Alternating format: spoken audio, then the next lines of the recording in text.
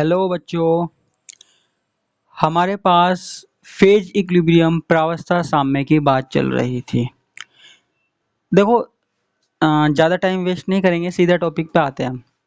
मैंने पहले आपको वन कंपोनेंट सिस्टम के बारे में बताया, एक घटक तंत्र के बारे में बताया। उसके बाद टू कंपोनेंट सिस्टम की बात चल रही थी। अब देखो, टू कंपोनेंट सिस्टम में मैंने आपको ये बताया था कि दो प्रकार की प्रावस्थाएं हमको पढ़नी है। वैसे तो टू कंपोनेंट सिस्टम में 5 प्रकार के साम्य होते हैं, लेकिन उसमें से हमको केवल क्या है, दो पढ़ने थे। एक तो हमने पढ़ लिया था ठोस द्रव साम्य, और एक है हमारे पास ठोस ठोस साम्य। ठीक है, यानी कि दोनों के दोनों क्या है, सॉलिड है। अगर अभी तक ठोस द्रव साम्य आपने नहीं देखा तो पहले वो जाके देख सकते हैं, और नहीं भी देखे तो कोई प्रॉब्लम नहीं है, पहले आप इसे देख लीजिए, उसके बाद वो देख लेना। अब देखो, ठोस ठोस साम्य की बात आती है, यानी कि जिसमें दो एलिमेंट हैं, दो घटक हैं, वो आपस में मिले हुए हैं। जैसे हम मैग्नीशियम और जिंक की बात कर लें, आपस में मिले हुए हैं और आपस में मिलकर कोई नया यौगिक बना रहे हैं। ठीक है, वहां नया यौगिक नहीं बन रहा था, यहां पे क्या होगा, नया यौगिक बनेगा। अब देखो, जो ठोस ठोस साम्य है वो दो प्रकार के होते हैं। मेरी एक एक बात को ध्यान से सुनना। ठोस ठोस साम्य वो दो प्रकार के होते हैं। एक तो कौन से, एक तो संगत गलनांक वाले यौगिक, और दूसरा असंगत गलनांक वाले यौगिक। दो प्रकार के हो गए।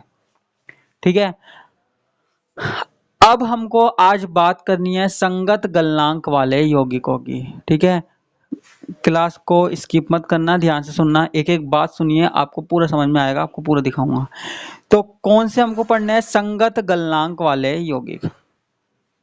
अब इनमें क्या होता है, संगत गलनांक का मतलब क्या है, दो हमारे पास क्या है, एलिमेंट हैं, जैसे मैग्नीशियम है, जिंक है, आपस में मिलकर नया यौगिक बना रहे हैं, और नए यौगिक का संगठन सेम है।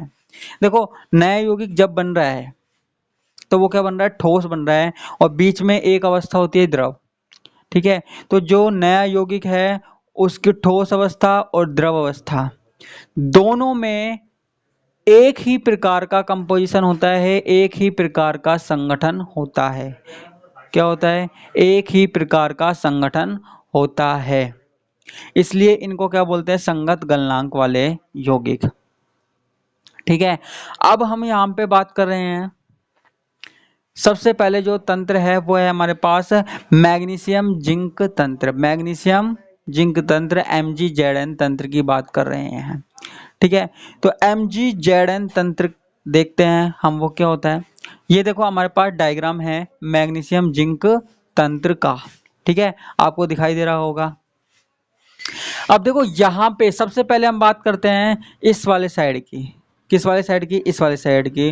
कौन से, उल्टे हाथ वाली साइड की करें। अब देखो, उल्टे साइड पे आपको दिख रहा होगा, यहाँ पे एक पॉइंट है ए। ठीक है, ए पॉइंट किसके लिए है हमारे पास, ए पॉइंट किसके लिए है, ए पॉइंट है हमारे पास जिंक के लिए। ठीक है, जो बिंदु ए है, जो बिंदु ए है वो हमारे पास क्या है, जिंक का गलनांक है, मेल्टिंग पॉइंट है। जिंक का क्या है, मेल्टिंग पॉइंट है। अब देखो आगे क्या होता है, अब हम जिंक में क्या मिलाते हैं, मैग्नीशियम मिलाते जाते हैं। जिंक में क्या मिलाते जाते हैं बच्चों, मैग्नीशियम मिलाते जाते हैं। ठीक है, देखो एक बात और, ये जो हमने ग्राफ खींचा हुआ है वो किस किस के बीच में है, एक तो टेम्परेचर ताप के बीच में, और दूसरा संगठन यानी कि कंपोजिशन के बीच में हमारे पास ग्राफ है। ठीक है, समझ आई बात। अब देखो, यहाँ पे जब हमारे पास ए बिंदु पर क्या है, 420 डिग्री सेल्सियस क्या है, गलनांक है। अब हम क्या करते हैं, इसमें धीरे धीरे क्या करते हैं, हम इसमें धीरे धीरे क्या मिलाएंगे, मैग्नीशियम मिलाएंगे। हमको जैसे हमने जैसे हमने पिछले वाले में किया था ना, पिछले वाले तंत्र में किया था, उसी तरीके से हमको ये करना है। ठीक है, वो मिलाएंगे। लेकिन उससे पहले एक बात और, देखो हमको कौन कौन सी चीजें देखनी होती थी, हमको वक्र देखना होता था, हमको एरिया देखनी होती थी, और साथ में बिंदु। एक तो हम वक्र देखते थे, जैसे वक्र हमारे पास क्या है, ए सी और बी, इस तरीके से वक्र है। एक एरिया देखते थे, ए ओ सी, इस तरीके से देखते थे ना। वही चीजें हमको सेम देखनी है, ज्यादा डिफरेंस है नहीं। ठीक है, सेम वैसे ही है, बस मेरी नजरों से देखिए, आपको सेम वैसी ही चीज लगेगी। ठीक है, तो एक एक बात ध्यान से सुनना, अच्छे से समझ में आएगा आपको। अब देखो यहाँ पे बिंदु ए और सी, ये क्या है, वक्र, वक्र एसी। हम वक्र एसी को देखते हैं सबसे पहले। देखो ज्यादा चीज नहीं बताऊंगा, सिंपल सी चीज बताऊंगा, उसकी सहायता से आप पूरा लिख दोगे। ये क्या है, वक्र एसी। अब देखो ए बिंदु पे 420 डिग्री सेल्सियस है। अब इसमें धीरे धीरे क्या मिलाते हैं हम, मैग्नीशियम मिलाते हैं, और मैग्नीशियम मिलने के साथ साथ ये धीरे धीरे वक्र नीचे आ रहा है, ए से सी पे आ रहा है ना, ए से सी पे वक्र नीचे आ रहा है। ठीक है, और एक क्या है, एक प्रकार की द्रव अवस्था प्राप्त हो रही है, यानी कि गल रहा है। ठीक है, यानी कि इसका मेल्टिंग पॉइंट गलते गलते गलते गलते गलते नीचे आ गया। ठीक है, मेल्टिंग पॉइंट क्या हो गया, कम हो गया। मेल्टिंग पॉइंट क्या हो गया बच्चों, कम हो गया। कब, जब हमने इसमें जिंक में मैग्नीशियम मिलाया। ठीक है, ये एसी वक्र है।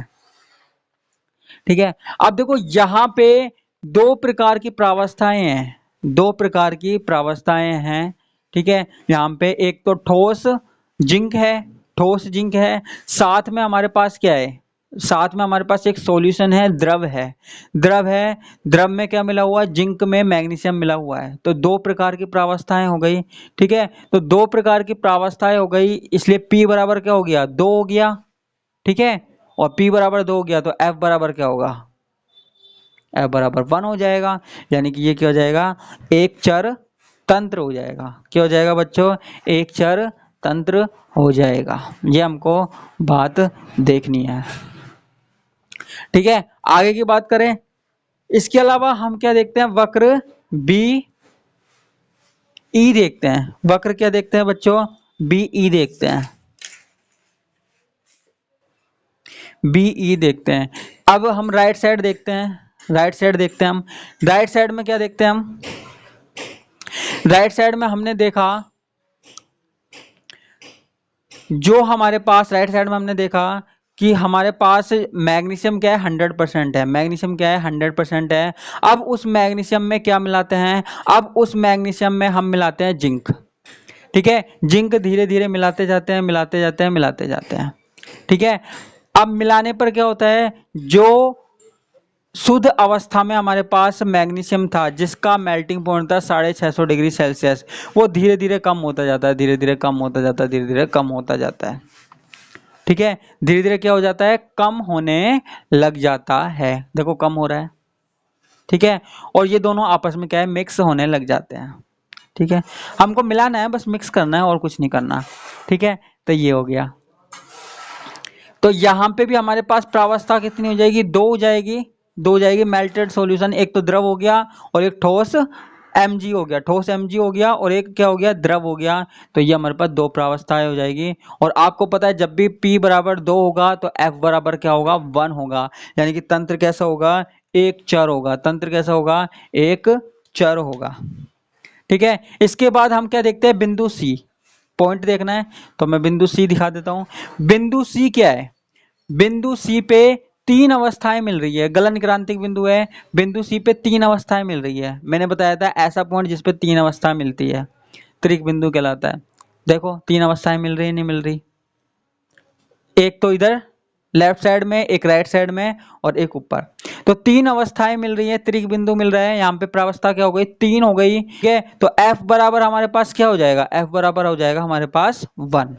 फॉर्मूले में हम वैल्यू रखेंगे ना, फॉर्मूला था ना हमारे पास 3 - 3, और F बराबर क्या हो जाएगा, 3 - 3, और सॉरी F बराबर 1 नहीं, 3 - 3 बराबर 0 हो जाएगा। ठीक है, तो ये हमारे पास किसकी बात हो गई, पॉइंट। ऐसे ही हमारे पास पॉइंट कौन सा है, ई पॉइंट है। ठीक है, वो भी ऐसे ही होगा। और आगे की बात, ये जो एक डी पॉइंट है, डी पॉइंट 590 डिग्री सेल्सियस, ये किसका गलनांक हो जाएगा, ये हमारे पास एक नया यौगिक बनेगा। मैग्नीशियम और जिंक से एक नया यौगिक बनेगा, कौन सा, MgZn2। वो नया यौगिक बनेगा तो उसका गलनांक है यहाँ पे। ठीक है, तो इस तरीके से हम और भी पॉइंट, कोई सा भी पॉइंट देख सकते हैं, कोई सा भी पॉइंट देख सकते हैं, और कोई सा भी एरिया देख सकते हैं, कोई सा भी वक्र देख सकते हैं। बस मैं ज़्यादा बढ़ाऊंगा नहीं, क्योंकि बाकी की क्लासों में भी मैंने यही बात की है। तो सेम वही चीज़ है, कोई प्रॉब्लम आने वाली नहीं है, और प्रॉब्लम आए तो उसके लिए मैं हूँ। ठीक है, तो आप बता सकते हैं। तो यहाँ पे आप ये देख लीजिए, और जो भी प्रॉब्लम आए वो आप बता देना। ठीक है, कल एक नए डायग्राम के साथ, एक नए टॉपिक के साथ हम मिलेंगे।